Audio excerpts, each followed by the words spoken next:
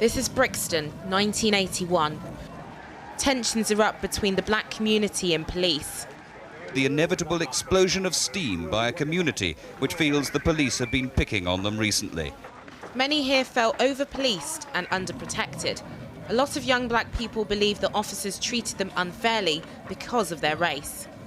Fires burned for 3 days. This was one of many significant flashpoints. Just a few years later, this estate in North London would become the scene of another clash. In 1985, the death of Cynthia Jarrett, a black woman who died of a heart attack after police searched her home, sparked more protests. Violence broke out as police tried to clear the streets. More than 50 officers were injured, and PC Keith Blakelock was murdered. When police lost control of a half-mile stretch of road in Handsworth, the neighbourhood was reduced to a blazing inferno. This wasn't just a London issue. In Birmingham, similar tensions arose. They saw 2 rounds of serious riots in Handsworth in 1981 and 1985. In the 90s, the murder of Stephen Lawrence in South London brought racial conflict to the surface again. The investigation into his death was flawed. In 1999, the Macpherson report looked into how police handled the case. They found the Metropolitan Police guilty of what it called institutional racism and recommended big changes. In 2011, anger erupted on the streets of the capital after Mark Duggan was shot and killed while police tried to arrest him. The disturbances left several cities in flames. I do the job. Police forces say they're trying to change by engaging with ethnic minority communities and recruiting more people from diverse backgrounds. But inequality still persists. The government's own figures show black people are 10 times more likely to be stopped and searched, but campaigners believe the number could be higher. And black people are also more than twice as likely to die in police custody in England and Wales. Protesters say they'll continue to fight until disparities like these in the UK are gone. Well, when Neil Basu joined the Metropolitan Police in 1992, he admits that his friends and family thought he was insane. Today, Assistant Commissioner Basu has risen to be the UK's highest-ranking officer from an ethnic minority. Cathy Newman went to meet him and began by asking if he defends the decision of police in Bristol and London to hang back when public monuments were defaced. I don't know enough about the public order decisions that were made at the time, but I'm saying with my knowledge of how public order policing is done in this country and the potential for it to go wrong, I'm not going to second guess a public order commander from sitting in the comfort of New Scotland Yard. I think they made the best decisions they could make in the dynamic situation that was unfolding in front of them, and probably to the good of everybody involved. So the Police Federation chief who said that the Met tactics were very wrong and that you should be dealing with disorder far more robustly, have they got it wrong? I don't agree with that comment, and I don't agree that that is the face of public order policing in the UK today. If you hadn't been a police officer, would you have been there with the protesters? Really? Probably. You talked in your blog about how hard it was to be a BAME officer decades ago when you joined, and that actually friends and family thought you were insane to join the police. Have you yourself ever experienced racism within the force? Yes. So, but interestingly, the most racism I've faced in the force has been from the public. So I'm not sitting here complaining about my career. I'm an assistant commissioner. I have nothing but praise for the profession I'm in, the service I'm in, and the support I've had as I've gone through the ranks. But I'm not naive. That isn't the experience of everybody. I mean, I'm one of the top 6 officers in the Met and one of the top 50 in the country, but it cannot possibly be right that I'm the only one who looks like this. Why do you think that is? Well, I don't think we've done enough to encourage, promote and help officers as they've gone through the ranks. And my inbox was full of comments from BAME officers who don't want to be seen to... How can I put this? It's easier for me. I'm an assistant commissioner. I'm expected to speak publicly. I'm expected to be a leader. When I joined in 1992, I just wanted to be a good cop. I did not want anyone to think that my skin colour was remotely relevant to how good a police officer I could be.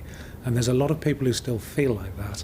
And I wonder, I don't know, because I'm speaking for me, I don't represent people of mixed race, black, white, I'm speaking as me. I wonder if some people still feel that I don't feel safe talking out about the problems I'm experiencing or the way I feel.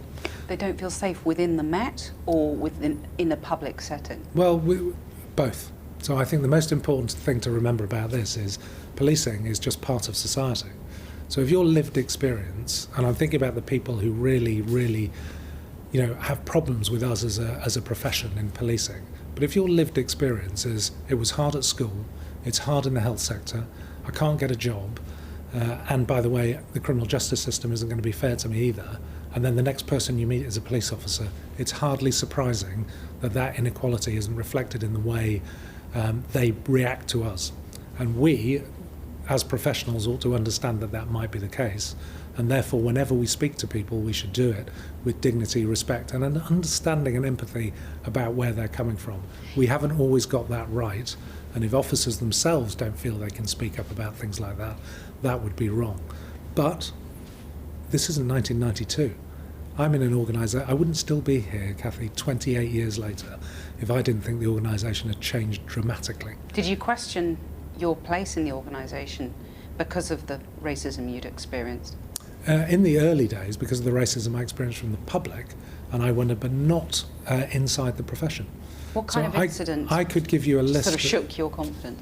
Well, I think that thing about, being called a coconut or a race traitor on the streets is quite difficult when you know you're going to be in emotional, inflammatory situations and you feel, I'm quite a big guy, so I didn't feel physically at risk, but I did feel that this is all going to go wrong very quickly for me. So that shakes your confidence when you're young in service. You've talked about the disproportionality in the criminal justice system, whether that's tasering or stopping and searching. Is it time to sort of look across the piece, including at the use of stop and search, and see whether that is now exacerbating tensions at this particular moment in history? Well, it's not only the time, that time has been with us before. Stephen Lawrence, the Macpherson inquiry was a watershed moment. The Brixton riots and the Scarman report was a watershed moment. It's interesting that an event that happened thousands of miles away, I hope that's a watershed moment for the United States in the same way that the Macpherson inquiry was for us.